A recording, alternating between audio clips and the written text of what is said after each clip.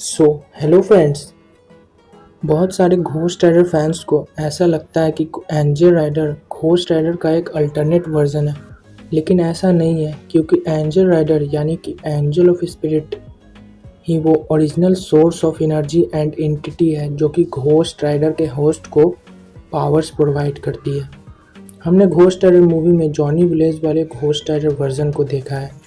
Johnny Blaze ने basically अपने soul का सौदा किया था एक डेमन से और उसे अपने सोल के बदले में घोस्ट राइडर की पावर्स एंड एबिलिटीज मिली थी। घोस्ट राइडर मूवी के बाद आई थी ghost rider movie 2 spirit of vengeance. इस मूवी के लास्ट सीन में जॉनी ब्लेज ने एंजल की पावर्स के यूज करके उस बच्चे को वापस से जिंदा किया था, लेकिन जॉनी ब्लेज ने ऐसा कैसे किया और इससे पहले क्यों नहीं किया, and the most important Johnny Blaze को वो पावर्स कहाँ से मिली थी।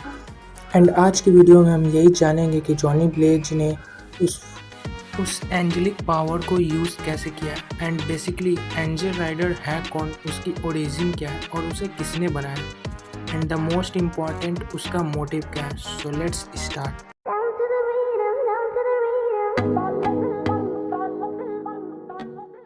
सबसे पहले मैं बात करूं अगर एंजल राइडर के ओरिजिन एंड क्रिएशन के बारे में, तो इसे गॉड ने खुद अपने हाथों से क्रिएट किया है। मैं यहाँ बात करूँगा एंजल राइडर के फर्स्ट ओनर यानी कि जेरोथॉस के बारे में। जेरोथॉस जो कि एक आर्क एंजल है और इसे स्पिरिट ऑफ जस्टिस के नाम से भी जाना जाता है। गॉड ने जेरोथॉस को ह्यूमैनिटी एंड इनोसेंट पीपल को प्रोटेक्ट करने के लिए बनाया था। जेरोथॉस के पास वो सारी पावर एंड एबिलिटीज़ है जो कि एक रियल एंजल के पास होनी चाहिए। जेरोथॉस जब अपने रास्ते में था तो उसे डेमन्स और एविल्स के ग्रुप ने बीच रास्ते में कैप्चर कर लिया और उन सारे डेमन्स का लॉर्ड था मेफिस्टोफेलिस जो कि उनका लीडर था। उन डेमन्स ने जेरोथॉस को हेल में भेज दिया। जेरोथॉस को हेल में टॉर्चर किया गया, उसे ह्यूमैनिटी के बारे में गलत विजन्स दिखाए गए, उसके माइंड को करप्ट किया गया। इतनी टॉर्चर को फील करने के बाद जेरोथॉस अपनी पूरी पावर्स पर कंट्रोल खो बैठा था। वो अपनी ओरिजिनल एंटिटी यानी कि angel of spirit and spirit of justice को भूल चुका था। ह्यूमंस के गलत विजन्स को फेस करने के बाद वो जिन ह्यूमंस को प्रोटेक्ट करने के लिए हमारे अर्थ पर आया था वो उन्हें ख़त्म करना चाहता था। जेरोथॉस पूरी तरह से करप्ट और इंसेन एंड एग्रेसिव हो चुका था। मेफिस्टोफेलिस जो कि उन डेमन्स का लीडर था, उसने जेरोथॉस की पावर्स पर कंट्रोल कर लिया।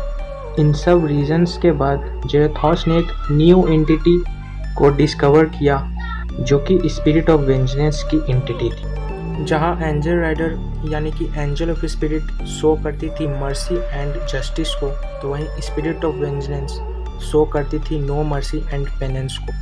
वो डेमन जिसने जॉनी ब्लेज के साथ सोल का सौदा किया था वो खुद मेफिस्टोफेलिस ही था, जिसने जेरोथॉस की पावर्स को यूज कर जॉनी ब्लेज को स्पिरिट ऑफ वेंजनेंस की पावर्स दी थी।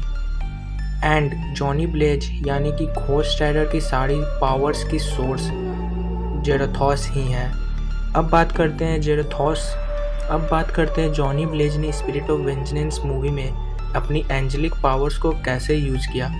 तो गाइस, उसने अपने स्पिरिट ऑफ वेंजनेंस फॉर्म में मेफिस्टो के होस्ट को मार दिया था, जिससे जेरोथॉस हेल के करप्शन से फ्री हो गया था, जिससे उसने जेरोथॉस की पावर्स को यूज किया एंड उसने एंजल ऑफ स्पिरिट के पावर्स को भी महसूस किया। सो फ्रेंड्स, ये थी एंजल राइडर की ओरिजिन की फुल स्टोरी। आपको ये वीडियो कैसी लगी आप मुझे कमेंट सेक्शन में डिस्कस करो कि मैं